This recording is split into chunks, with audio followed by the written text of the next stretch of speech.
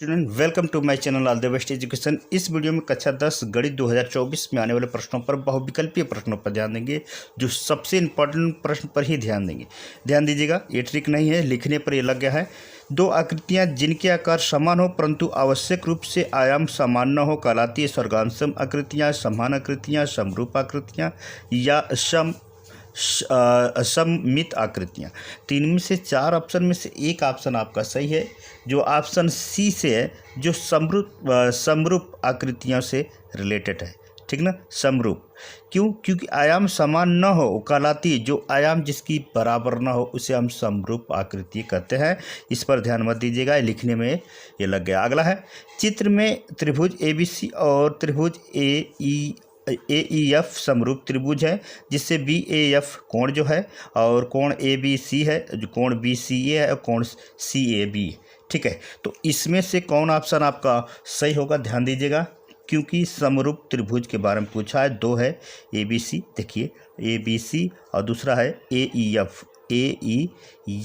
तो इसमें ऑप्शन आपका बी सही होगा, क्योंकि ABC से ही रिलेटेड है। पहले इसके समरूप के इसके बराबर होना चाहिए। अगले प्रश्न पर ध्यान देंगे।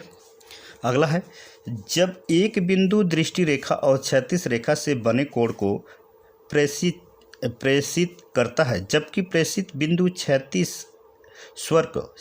स्वर से ऊपर होता है, वो कहलाता है उन्नय कोण, अवनमन कोण और एक त्रिभुज का कोण और समकोण।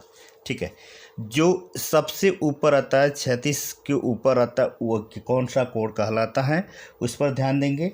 देखिए, ये उन्नयन कोण होता है, जो सिर पर होता है, सबसे ऊपरी भाग को हम उन्नयन कोण कहते हैं और उन्नयन कोण वो भी कहलाता भी है। इस पर आप ध्यान दीजिएगा। अगला है, एक रेखाखंड जिसके अत्यंत बिंदु वृत्त पर होता है कहलाती है जीवा, छेदक रेखा, स्पर्श रेखा, रेखाखंड। वो कहलाएगा क्या? जीवा कहलाएगा, क्योंकि रेखाखंड जिसके अंत्य बिंदु वृत्त पर होते हैं वो कहलाती है जीवा। इस पर सबसे इम्पोर्टेंट है, ये अगले साल आया था, अगले साल के भी अगले साल आया था और ये इस साल भी आएगा। इस पर ध्यान दीजिएगा। अगला है, निम्नलिखित में से कौन सी केंद्रीय प्रवृत्ति की माप नहीं है? माध्यम, बहुलक, माध्यिका, मानक, विचलन। तो इनमें से कौन सा ऑप्शन आपका नहीं है, जो मानक विचलन से रिलेटेड नहीं है? निम्नलिखित में से केंद्रीय प्रवृत्ति की माप नहीं है। जो मानक विचलन होता है वो अलग होता है, इससे रिलेटेड वो नहीं होता। अगला है, इनके प्रतिच्छेद बिंदु के क्षैतिज अक्ष से कम प्रकार के और से अधिक प्रकार के त्वरण देता है। ठीक है, माध्यम देता है, माध्यिका देता है, बहुलक देता है, ये सभी देता है।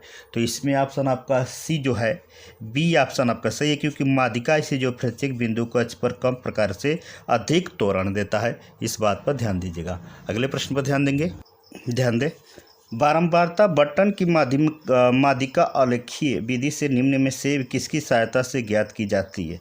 आयत चित्र से, बारंबारता वक्र से, बारंबारता बहुभुज से और त्वरण से। तो इनमें से आपका जो है डी, त्वरण के माध्यम से आलेखीय विधि से की सहायता से ज्ञात की जा सकती है। अगला है, इम्पोर्टेंट है, इस साल भी आएगा, सबसे इम्पोर्टेंट है। देखिए, 1 से 9 तक की प्राकृतिक संख्याओं का समांतर माध्य ज्ञात करना है। प्राकृतिक संख्या सभी लोग को पता है कि 1 से अनगिनत जितनी भी गिनती होती हैं सबको प्राकृतिक संख्या कहते हैं। कैसे करते हैं? लिखिए, देखिए थोड़ा सा इधर केयर करिएगा किस तरह हल हो रहा है इसको। देखिए हल, इसमें आपको करना है समांतर माध्य ये हो जाएगा 1 2, कहाँ तक बोला है? 9 तक। 9 तक आपको लिखना है। 1 2 3 4 5 6 7 8 और +9। ठीक है, और जितनी संख्या है उसके बटा में वही संख्या, 1 2 3 4 5 6 7 8 9 संख्या। ठीक है, इन सब को जोड़ लेंगे। 3 3 6 3 4 12 45 45 में 9 का भाग कर देंगे, 9 5 45। यानी आपका समांतर माध्य जो होता है प्राकृतिक संख्या का 5 आ गया। 5 पर आपको ट्रिक लगा देना है, सिंपल है। समांतर माध्य निकालेंगे, नेचुरल संख्या, प्राकृतिक संख्या का समांतर माध्य जितना भी हो उसको काउंटिंग कर और जितने बार काउंटिंग करेंगे उतना डिवाइड उसमें कर देना है, सिंपल से है। अगले क्वेश्चन ध्यान देंगे हम। देखिए, यदि कोई नाइन्थ वाला है, यदि कोई घटना घटित नहीं हो सकती है तो उसकी प्रायिकता है 1/3/4, 1/2 और 0। ठीक है, यदि कोई घटना घटित नहीं हो सकती है, इसका कौन सा ऑप्शन होगा? नाइन्थ का है जो डी है। जब कोई घटना नहीं घटेगा तो उसका आंसर 0 रहना चाहिए, ये ज़रूर आपको ध्यान देना है।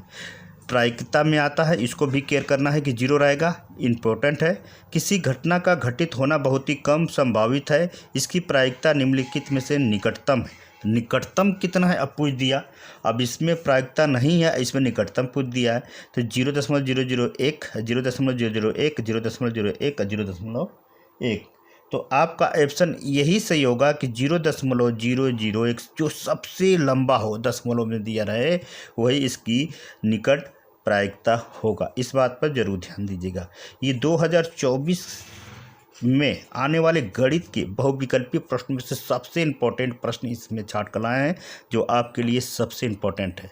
तो आप क्या करिए, कोई भी ऐसे तत्वों को मत छोड़िए या कोई भी ऐसे क्वेश्चन को मत छोड़िए जो परीक्षा में आने की संभावना न हो। सबको आपको रिवीजन करना है। ठीक है, तो ये वीडियो कैसा लगा जरूर हमें कमेंट करें। अगले वीडियो में मिलते हैं। नमस्कार।